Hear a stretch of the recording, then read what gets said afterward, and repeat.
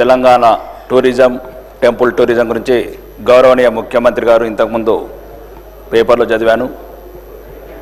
దేశంలోనే మొదటి స్థానంలో తీసుకెళ్ళడానికి ప్రయత్నం చేస్తామని చెప్పారు అధ్యక్ష.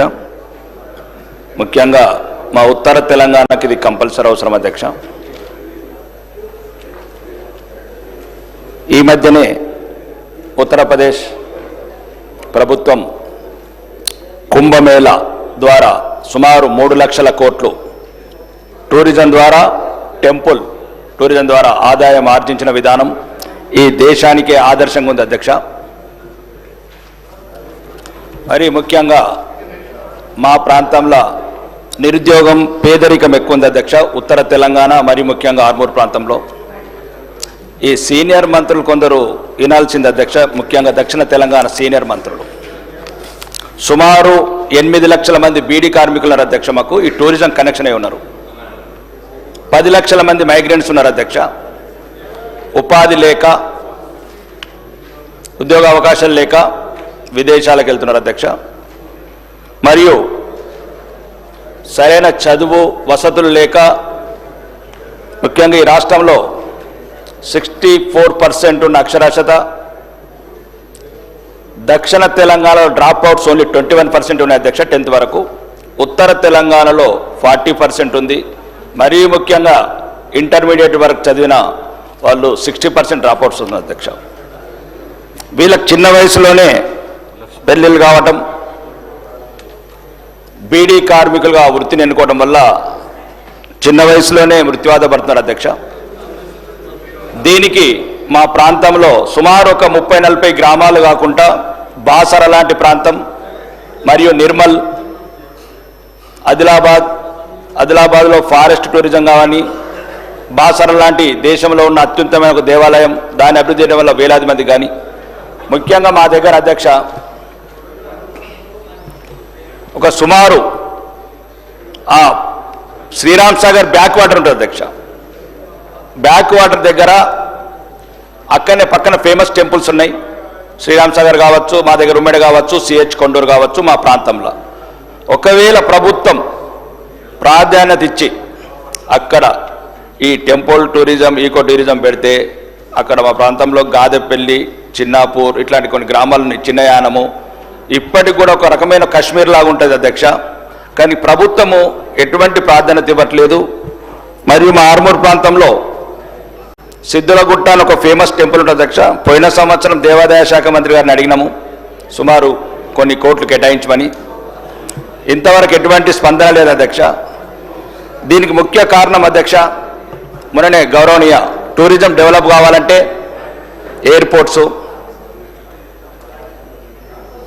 ఈ టూరిజం సంబంధించి రిసార్ట్స్ కావచ్చు, ఇవన్నీ అభివృద్ధి చేయాల్సిన అవసరం ఉంది అధ్యక్ష. మొన్ననే గౌరవనీయ కేంద్ర మంత్రి కూడా కలిశాను అధ్యక్ష. ఉత్తర తెలంగాణకు సుమారు 10 లక్షల మంది మైగ్రెంట్స్ ఉన్నారు అధ్యక్ష. ఈ టూరిజం అండ్ మా సౌకర్యం కావాలంటే అక్కడ జక్రాంపల్లి ఎయిర్పోర్ట్ గురించి అధ్యక్ష గౌరవనీయ కేంద్ర మంత్రి వాళ్ళు చెప్పారు అధ్యక్ష. రాష్ట్ర ప్రభుత్వం నుంచి ఓఎల్ఎస్ సర్వే కావచ్చు, ఇంకా మిగతా క్లియరెన్స్ రాగానే చర్యలు తీసుకుంటామని చెప్పారు, క్లియరెన్స్ ఇస్తామని చెప్పారు అధ్యక్ష. ఇప్పుడు చిన్న సబ్మిషన్ అధ్యక్ష, ఈ మధ్యన